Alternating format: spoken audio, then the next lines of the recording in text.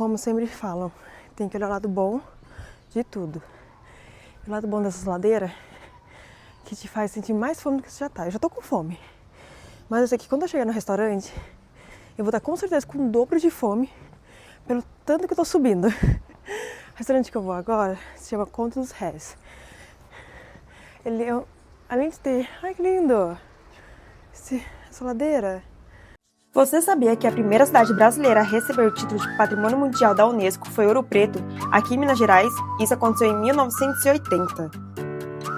Oi, cheguei em Ouro Preto. Inclusive, tô aqui na frente da pousada, que eu vou ficar hoje e amanhã, apenas 2 dias. Fundada lá em 1698 como Arraial do Padre Faria, ela cresceu rápido com a Corrida do Ouro e virou Vila Rica de Albuquerque em 1711. E só em 1720 ganhou o nome que a gente conhece hoje, Ouro Preto, por causa da coloração escura do ouro encontrado na região. A pousada que eu estou até o restaurante são 11 minutos. Mas assim, são 11 minutos bem... o cardio bem em dia. Porque eu já tô aqui, ó, colocando pra fora. E... é muito inclinado, é muita ladeira. E chegou a hora de falar dele, o famoso tutu mineira. O nome tutu vem do quibundo, uma língua africana onde tutu significa algo bem gostoso. E é mesmo, ele surgiu como uma forma inteligente de aproveitar o feijão do dia a dia e garantir energia para os trabalhadores. Dependendo do tipo de feijão, a farinha usada variava, de milho ou de mandioca. A comida precisava ser seca para não estragar nas costas das tropas durante o auge do ouro, lá no século XVI. Hoje, o tutu ganhou a cara de banquete. Vem arroz branco, couve refogada, angu, torresminho, linguiça e aquele ovo cozido para fechar com chave de ouro.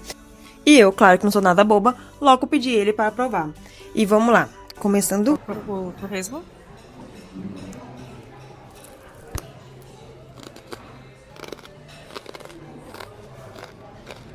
Já vou escutar a crocância. Torresmo.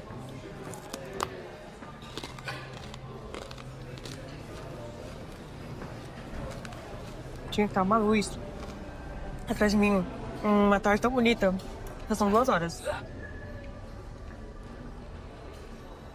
Agora, provar o tutu, que é nada mais, nada menos, feijão batido com farinha de mandioca. E ele falou assim, coloca às vezes bacon ou linguiça.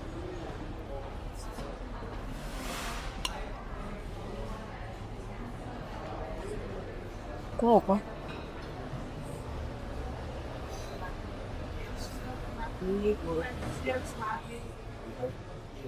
Eu não sou muito fã de feijão batido, como creme, mas esse é muito bom. Muito bom mesmo. E ele é acompanhado com couve. Eu amo couve, eu poderia comer couve todos os dias. E a couve dele é muito linda, bem verdinha. Tem couves que só em cima tá verde. E quando você vai comer o... sabe, ela não tá toda verdinha? Essa tá bem verdinha.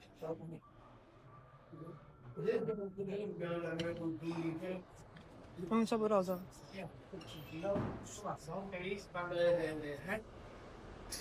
Ele refoga. E vem com a massa também. Que obviamente eu vou provar. Tudo que vem nesse prato enorme.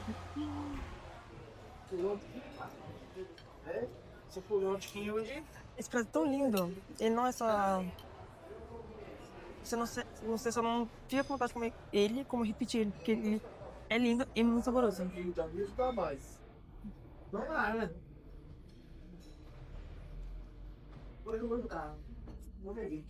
saboroso. E agora a linguiça. Obrigada.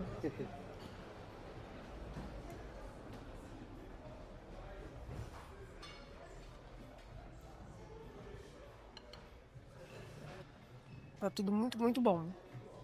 E depois de almoçar e registrar aquela foto clássica no restaurante, fui até o ponto de encontro para o City Tour Jardineira. No caminho, eu passei por um lugar super tradicional de Ouro Preto, a Feira da Pedra Sabão, que fica bem em frente à igreja de São Francisco de Assis. Essa feirinha é um verdadeiro encanto. Lá você encontra uma variedade de artesanatos feitos com a pedra sabão, como tabuleiros de jogos, esculturas, vasos, relógios e até objetos decorativos. A pedra-sabão é uma rocha muito especial. Ela pode ser cortada com a faca e é composta por talco, quartzo, tremolita e clorita. Entre os itens mais famosos feitos com essa pedra estão as tradicionais panelas de pedra, que são as clássicos da culinária mineira. Elas demoram para aquecer e também para esfriar, ajudando a manter a comida quentinha por muito mais tempo. E é interessante saber que a extração dessa matéria-prima geralmente acontece no distrito de Santa Rita, aqui mesmo em Minas. Já o acabamento das peças é feito à mão, aqui mesmo na feira. E agora começa o nosso tour a bordo de uma jardineira original. Esses ônibus antigos foram usados entre as décadas de 1940 e 1950 para transportar passageiros entre as cidades. O nome jardineiro surgiu em Piracicaba, no interior de São Paulo, por volta de 1908, porque os veículos partiam de frente a um hotel jardineira. E hoje andar nela é como voltar no tempo. Vamos ver se vocês estão conectados com os dogmas da Igreja Cristã Católica. Mas eu vou precisar de um de vocês aí me ajudar no francês. Quem que fala francês aí? Joelho em francês. Ninguém? Genou.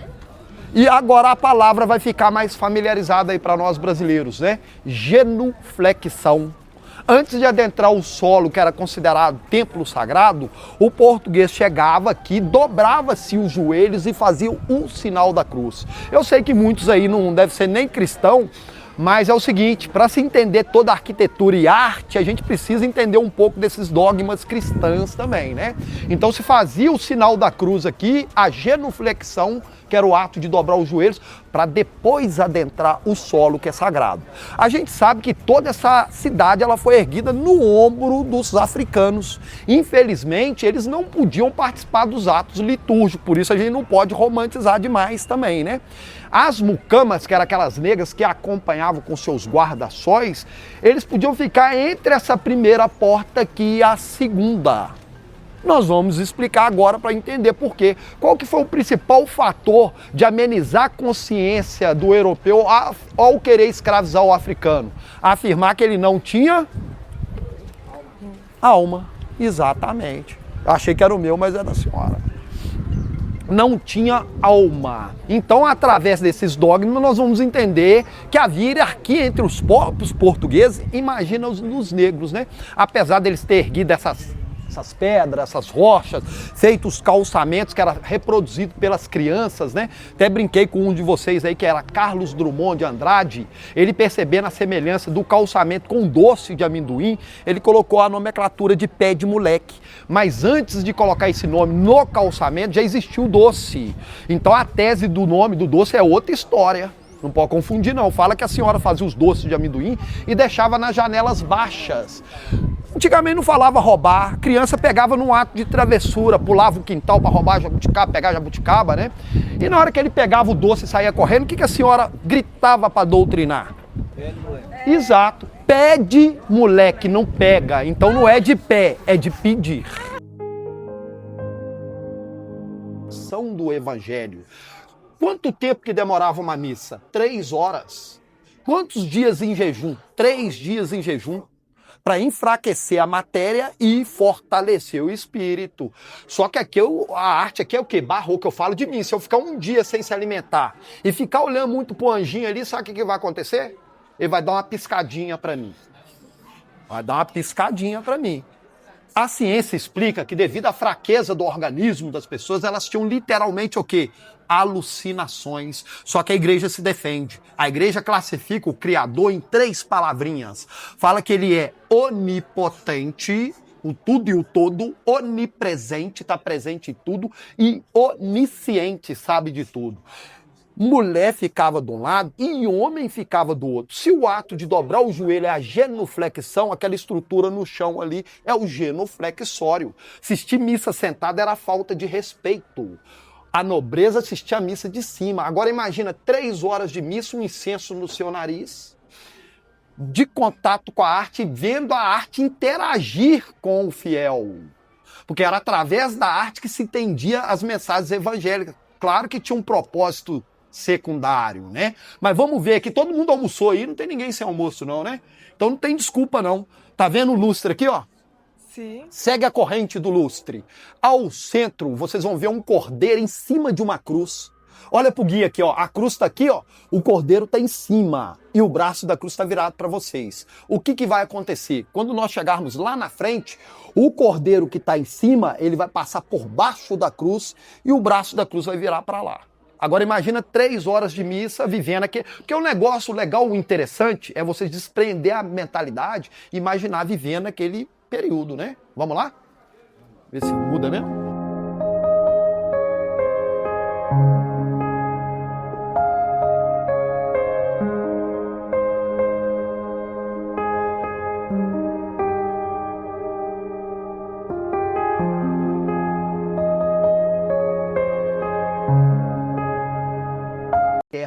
Quando eles chegaram naquela serra de frente a São Francisco, que nós estávamos batendo aquele papo, sabe aquelas casinhas que estavam no alto da serra assim? Tem gente que fala até baixinho, Bruno, ali é a favela, é a comunidade. Não, ali é a parte mais rica geologicamente falando. O paulista encontrou tanto ouro ali que ele reproduziu uma informação. Encontramos o Eldorado. Quem já escutou essa palavra aí? Sonho que o europeu tinha de encontrar uma serra toda de ouro ou uma cidade toda de ouro. Acreditou ser aqui, tanto é que o primeiro nome aqui não é Ouro Preto, é qual mesmo? Vila Rica, não é Vila Pobre. O português estava com medo lá na parte litorânea. O que ele fez? Perdeu o medo na hora, não tinha mais medo de anaconda, eles vieram tomar posse do que eles acreditavam ser dono. E teve o primeiro conflito aqui chamado de Guerra dos Emboabas, quem lembra? Disputa entre português e paulista, a ponto da cidade de Ouro Preto ser dividida em 2 partes. Por que eu estou falando isso? Porque nós estamos do lado português, que é o lado rico. Como é que a gente identifica isso no cenário? A maior parte das casas tem eira e beira. O lado paulista tem até tribeiro. O lado paulista é o lado...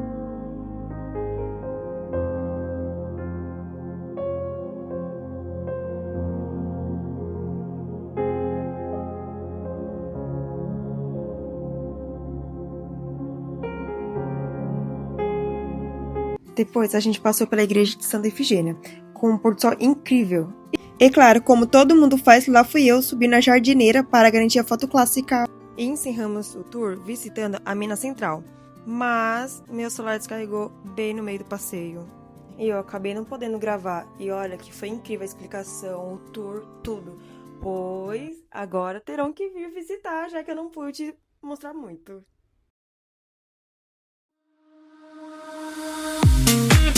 E vamos mais um dia de passeio em Ouro Preto. Hospedada bem nesse hotel aqui do lado.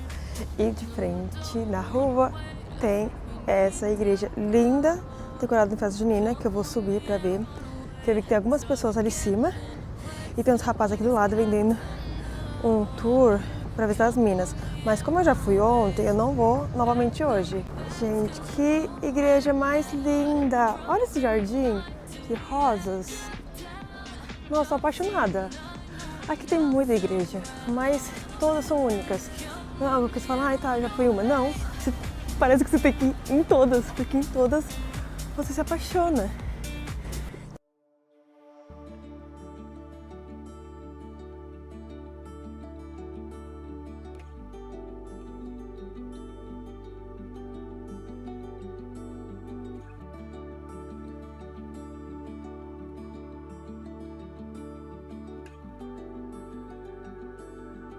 E dentro da paróquia temos o Museu Aleijadinho. Ele foi um dos maiores nomes da arte brasileira. Seu nome verdadeiro era Antônio Francisco Lisboa, escultor, arquiteto e entalhador, considerado o maior artista do período colonial no Brasil. Aleijadinho foi fundamental na construção e no desenvolvimento de Ouro Preto, deixando marcas profundas na arquitetura e na escultura da cidade, sempre com uma beleza única e original. O apelido Aleijadinho surgiu por causa de uma doença que o afetou por volta dos 40 anos, causando deformidades nos pés e nas mãos. Mesmo com tantas limitações, ele continuou trabalhando usando ferramentas amarradas ao corpo e criou algumas das obras mais impressionantes na história da arte brasileira. E aqui está os registros antes e depois da reforma da paróquia Nossa Senhora da Conceição. Foram descobertas várias características originais da igreja, como desenho nas paredes e detalhes arquitetônicos que estavam escondidos sob camadas de tintas e materiais.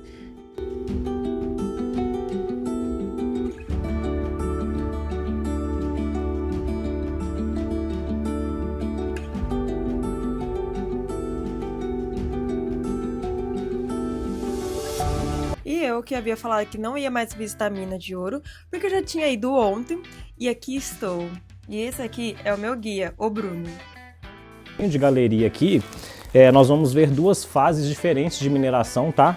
Porque a mineração, gente, quando ela era feita no século XVIII, ela era totalmente manual, tá? A escavação da mina era feita principalmente por ponteiras, tá? Que é uma ferramenta, né? Que é como se fosse um prego grande que você segura na mão e vem batendo com a marreta, tá? Então a escavação ela era manual e a trituração do quartzo para retirada do ouro também era feita de forma manual, tá? Então um processo muito lento exigia com que o teor, né? A quantidade de ouro no quartzo fosse grande o suficiente para poder essa operação ser lucrativa, tá? Então, essa mina ela vai operar aí no século XVIII, tá? Em torno de 70 anos, tá? Em torno de 1706 a 1776, tá? Para poder fazer a extração dessa parte mais rica do depósito, tá, gente? A parte que tinha maior concentração de ouro. Né? Nessa década de 70 aí do século XVIII, essa operação ela deixou de dar lucro, tá, gente? Porque estava muito lento o processo, tirando já um teor de ouro muito baixo, então a mina ela para a atividade aqui, tá?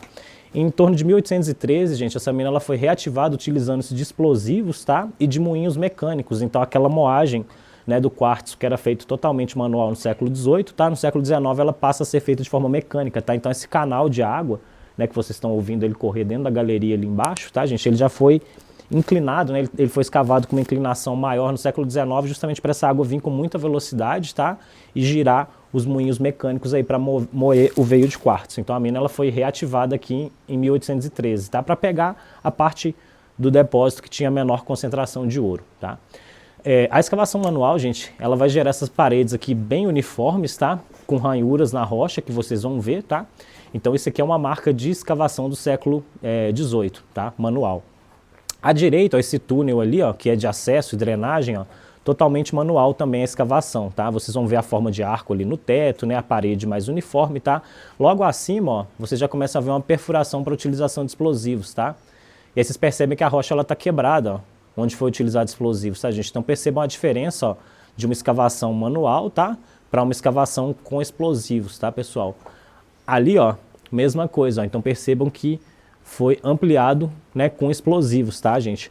Só que vocês vão notar, ó, que o desenvolvimento da mina, tá? As galerias principais, ó, elas apresentam já as marcas de escavação do século XVIII, tá, gente? Então a mina, ó, ela já tinha sido toda desenvolvida no século XVIII, tá? O que houve no século XIX foi apenas a expansão dela, tá? Para pegar a parte de menor teor. O veio de quartzo, gente, no espaço, ó, vocês vão conseguir entender bem a posição dele no espaço, ó, acompanhando a luz aqui, ó. À direita, tá? Primeiro, olha ali o veio de quartzo, ó. Olha ele lá acima daquele pilar original da mina, tá? Então acho que vocês já entenderam, né? Que eles vieram nessa direção, ó, escavando o veio de quartzo, tá? Fazendo aqueles furos verticais, né? Conforme expliquei para vocês, tá? Para ir medindo, né? E corrigindo a direção de escavação, tá? Tirando a parte rica do depósito e depois foi ampliado com explosivos aí, tá? O nível 2 da mina, gente, que é o nível do quartzito, tá? Que é essa rocha amarelinha que aparece a ponta dela aqui, ó. Ele é um nível que ele é mais profundo, tá? Então, quando a mina foi reativada, esse nível 2 ele vai se manter totalmente subterrâneo, tá? Então, tanto no 18 quanto no 19, o nível 2 ele vai ser totalmente subterrâneo, tá? O nível 1, que é esse nível da rocha rica em ferro, tá? Que é o nível mais superficial, algumas galerias se tornaram lavras a céu aberto, tá, gente? Então, essas aberturas maiores aqui, ó, no teto, elas já são aberturas do século XIX, tá? Essa abertura que vocês estão vendo aqui, tá? Aquela abertura que vocês vão ver lá também, já é do século XIX, tá? Porém, o traçado da mina, ele é do século XVIII aí, tá?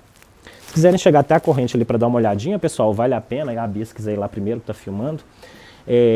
Aí, Bia, você vai notar que à sua direita, ó, tem uma entrada de luz natural aí, tá vendo? Sim, lá no fundo. Um pouco mais acima aqui, ó, na sua direita. Aqui. Ah, na direita. Isso. Tá vendo? Tem uma entrada de luz natural aí, ó. Ah, sim. Ali era um dos acessos, tá, gente? Então, quando eles iam fazendo esses furos verticais para ir corrigindo a direção da escavação, eles iam gerando novos acessos, tá? Então, tem diversas aberturas. Até hoje, não achei. Não, eu brinco que eu falo que quem queria achar pedrinha de ouro aqui chegou 300 anos atrasado só.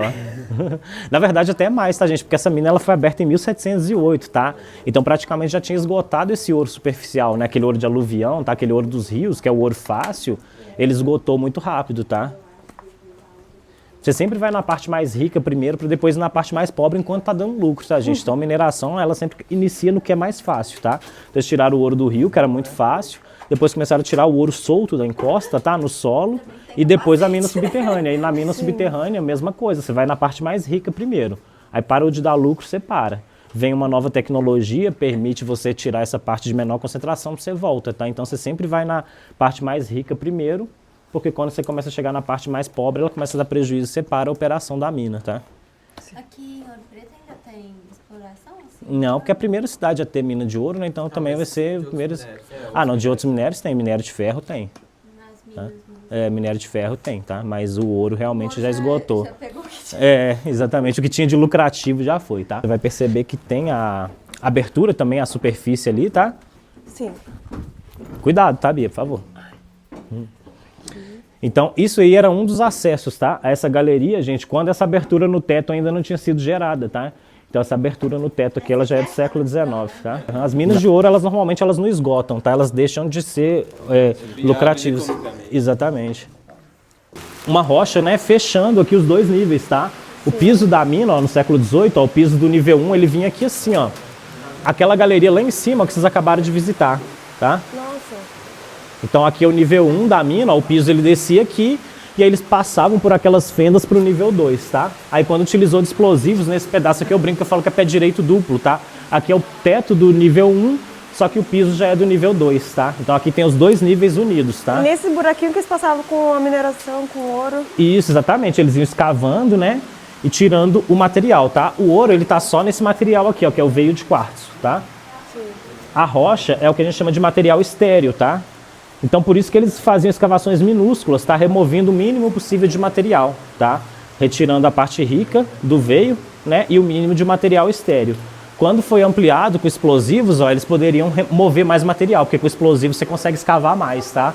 Então, eles tiraram partes maiores que tinham menores concentrações de ouro aí, tá? Sim. Depois aí, gente, o ouro ele estava presente no veio de quartzo, tá? Que vocês estão vendo aqui em duas rochas diferentes, tá? No itabirito e no quartzito.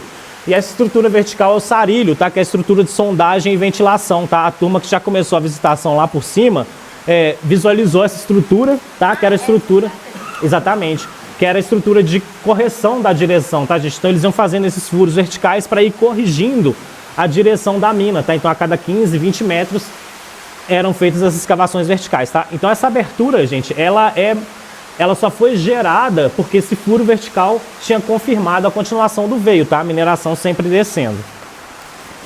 Na esquerda, gente, onde tem esse curso de água, esse curso de água ele já foi desviado no século XIX, tá? Para a água ter velocidade para girar os moinhos, tá? E também a bomba mecânica, tá, gente? Então essa galeria que está inundada, quando ela estava em escavação, tinha uma bomba mecânica, tá, gente? Girada pela força da água e secando essa galeria ali, tá? Chegou uma hora que a vazão do aquífero ela foi maior do que a capacidade de bombeamento, então cessou a mineração por conta do excesso de água, tá? À direita, pessoal, nós vamos entrar na galeria do nível 2, né, do quartzito, tá? Tem uma escada que tem que abaixar um pouquinho no final, tá, gente? É coisa de uns 3, 4 passos abaixados só, tá? Pode dar uma olhadinha aí, ó.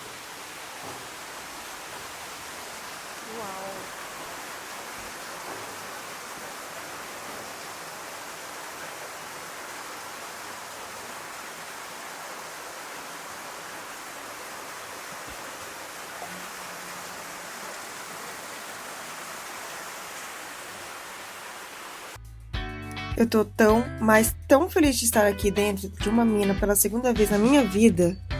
Lembrando que a minha primeira foi ontem.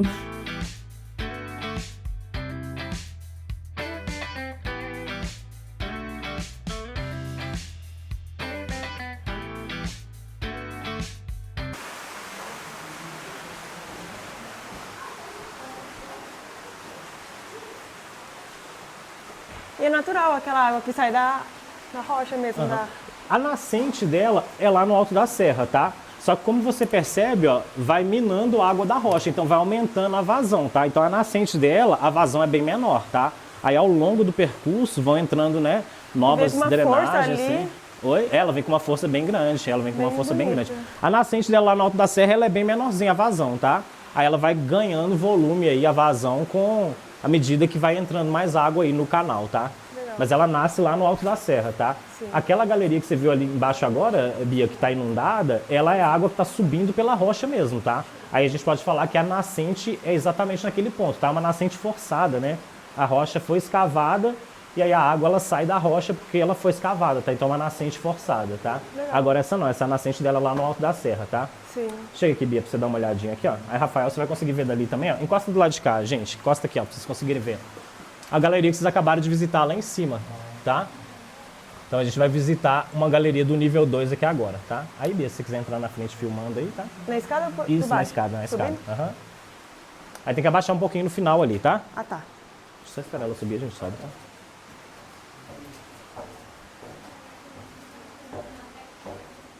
Pessoal, o final da escada tem que abaixar um pouco, tá?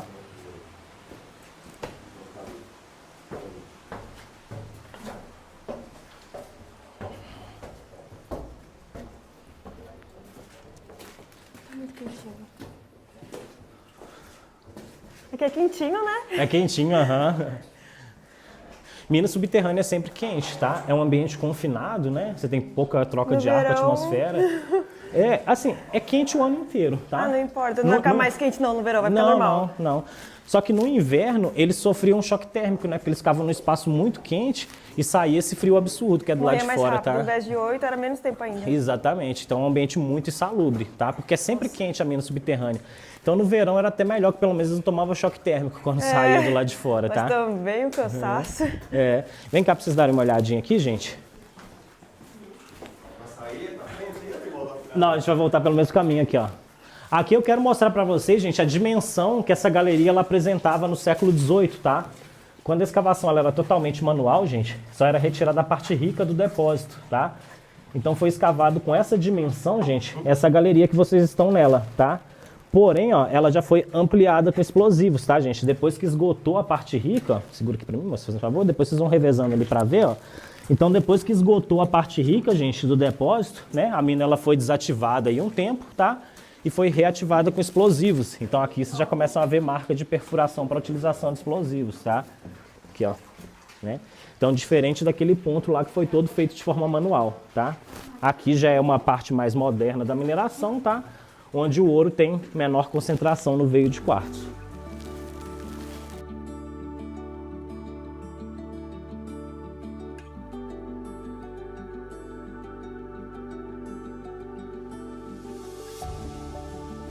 Agora eu estou indo almoçar.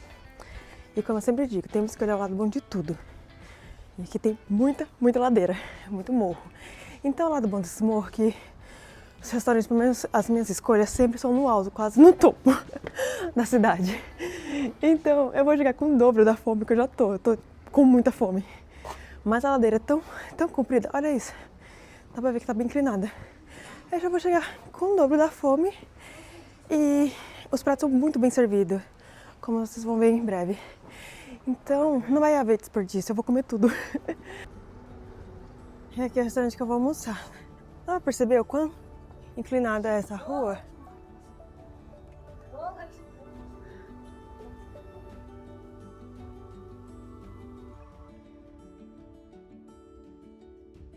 Estou com o Sandro. Ele agora vai falar um pouco da história aqui do casarão, que é um restaurante chamado Consus Res. Vocês vêm vendo. Essa casa foi um casarão onde os escravos dormiam. Os escravos ficavam na época da escravidão, eles dormiam nessa parte aqui e trabalhavam aqui em cima com os portugueses. Não existia aquela porta lá, não existia janela e nem essa porta aqui. O chão aqui era 20 centímetros mais alto, era tudo de terra. E essas paredes que você está vendo, todas são original. Aquela parede ali, agora na pandemia, eles vedaram ela por causa de umidade e friagem. Porque era muito frio, então ela ficava mofada. Então eles vedaram ela para poder tirar um pouco do muro. Sim. Os escravos dormiam nessa parte aqui. Aqui os escravos dormiam, forravam o chão com folha de bananeira para poder aquecer o chão. Mas na verdade os escravos que dormiam aqui ajudavam a aquecer a casa em cima. Que o calor humano aquecia a casa. Não existia essa peça, foi colocada agora na pandemia, mas dentro dessa coluna, que essas madeiras são original, aqui tinha várias colunas para sustentar a casa em cima. Né? Então não tinha aquela janela, não tinha aquela porta e nem essa daqui. Aqui a gente tinha uma janelinha pequenininha que dava acesso, que viu o porão aqui embaixo, mas os carros estavam presos. Então eu vou te mostrar. Vamos lá.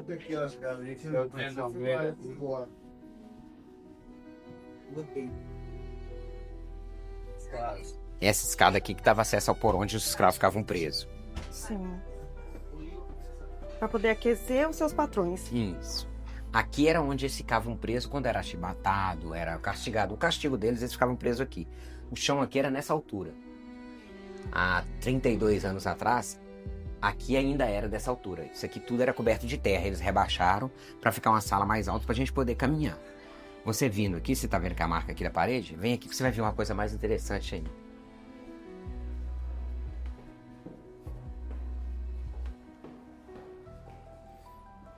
Então você imagina que o chão aqui era nessa altura e essas janelas aqui são todas originais. Eu vou abrir para você ver o que Então que tem. eles ficavam encolhidos nessa altura. Isso. Nossa, a única ventilação que eles tinham. Exatamente. Agora afaste para você ver uma coisa. Os escravos ficavam presos aqui. Chega para cá. Sim. A igreja que tá lá. A igreja dos escravos, a Santa Efigênia. Então eles ficavam presos aqui e ainda ficavam de frente para a igreja deles, onde que eles faziam as missas deles, as rezas deles, eles rezavam para a Santa Efigênia, que era a padroeira dos escravos. Vou ver se pegava. Aí eles tinham essa visão aí, a visão da igreja dos escravos. Certo. Então o chão aqui era isso aqui para cima. Ah. Ficava nesse espaço, que não tem nem como ficar em pé. Não, Só ficava pode sempre ser. agachado, exatamente. Nossa, que torturante. Mas aqui eles usavam eles só mesmo para prender os escravos, porque lá em cima onde que a gente estava, eles dormiam e subiam para trabalhar na casa do senhorio lá em cima. Sim. Te falaram, eles inauguraram uma mina ali para visitação, atrás do terreno que pertencia também a esse terreno aqui dessa casa.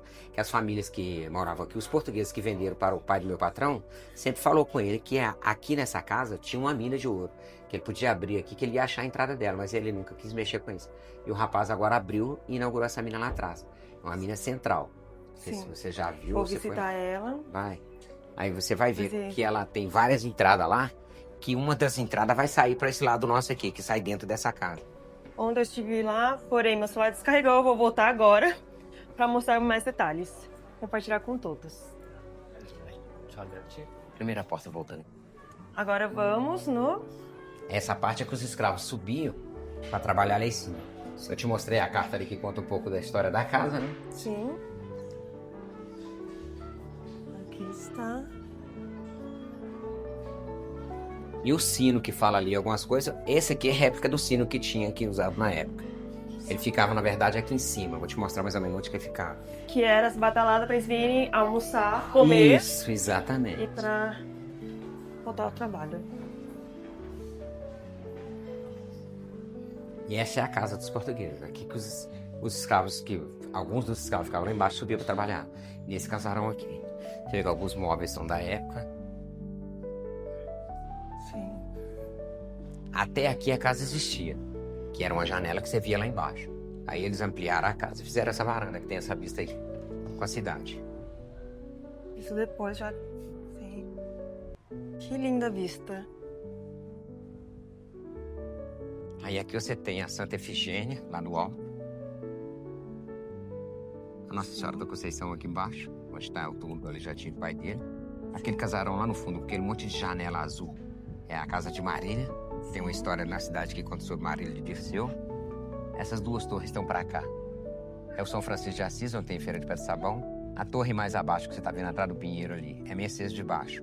E lá no fundo é a Capela das Dores. Então essa é a visão que a gente tem dessa parte de cada cidade, que a cidade era dividida em duas partes, como a parte rica e a parte pobre, né? Essa parte aqui é a parte pobre, onde o povo só tinha eira, porque tem a história da eira e beira. Sim. Né? Então a nossa Ai, parte aqui é a eles eira. pobres. É isso, e a eira e beira é do lado de lá, que é a parte nobre da cidade, onde está a matriz Nossa Senhora do Pilar, Nossa Senhora do Rosário, São José, São Francisco de Paula, São Bom Jesus do Matuzinho, que são as igrejas que estão à direita da cidade, aqui é à esquerda. Certo. Eu aqui vou te mostrar o restante do casarão. Ok, vamos lá. Pra lá, em ampliação, é aqui toda ainda original. Aquele sino que ficava lá embaixo, ele ficava mais ou menos aqui. Porque era onde que eles eram tocados para poder chamar os escravos para subir para trabalhar. Sim. Aqui tem mais algumas peças da época. Alguns móveis bem antigos, né? Conseguiram conservar tudo. Sim. Você vai ver que o Museu da Confidência agora não está aberto, mas quando ele estiver aberto, você vai ver que tem desse tipo de cadeira, desse tipo de mesa lá, que era usado na época do Império. Tudo cheio de detalhes. Essa casa toda, ela é feita com isso. A parede dela toda é assim, com pau a pique, tá vendo? Esse é o pau a pique da casa. Sim.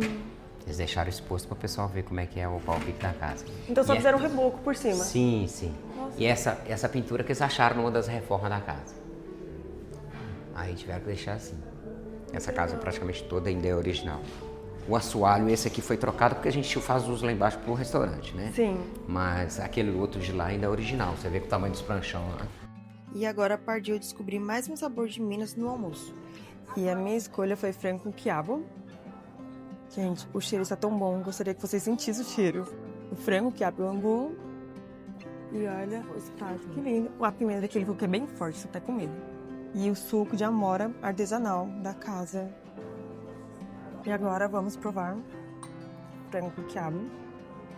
Comida da casa. Colocar. Ele falou que é bem forte. Vamos ver quão forte é. E tem que ser não tão forte por conta que eu pus o frango todo. Se for muito, eu não vou dar conta de comer. O frango.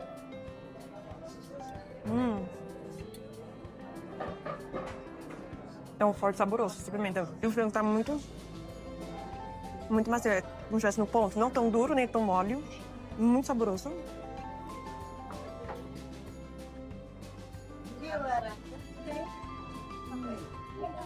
Muito bom. O arroz também, no ponto. Nossa, no ponto. Eu tenho muito toque com isso, porque eu não gosto de arroz muito mole. Ele tá perfeito. O quiabo também não tá. O cozimento não tá mole, sabe? Ele tá. Nota 10. Agora o angu. Mas as relações humanas, se você quer dizer, elas ainda são muito bom. antigas. Nossa. E o angu é algo que me pega muito, porque antes eu achava que angu seria mingau. Mas é totalmente diferente de mingau. Um gosto muito suave. E não sei explicar exatamente o sabor. Vocês têm que vir, vocês vão ter que vir a Minas Gerais para poder provar, porque é algo assim muito gostoso. E de sobremesa, eu pedi, claro, o famoso sorvete de queijo com calda de goiabada. Ele estava tão gostoso que eu quase dei conta de tomar ele tudo. Só que ele era enorme, então meio que impossível para mim. Agora, momento de me despedir dessa cidade tão linda, tão rica de história, de cultura. Comida assim, nota 10. Amei. Amei o tempo que eu estive aqui. A simpatia dos mineiros, a forma que eles nos recebem, nos acolhem. Você nem se sente como um turista, se sente como da família. Porque eles conversam de uma forma que não... Só quem vem, visita, se sente tão acolhido, tão... Ai, qual é a palavra que eu posso dizer? Amada. Vou embora, mas com pensamento em voltar. Com já planos de estar retornando e ficando com mais tempo. Porque meu tempo aqui foi nem 48 horas. Pode dizer que vai dar 36 agora, porque eu cheguei ontem 12h30 e vou sair daqui daqui a pouco, vai dar 2 horas. Então, é isso. Vamos pro próximo destino.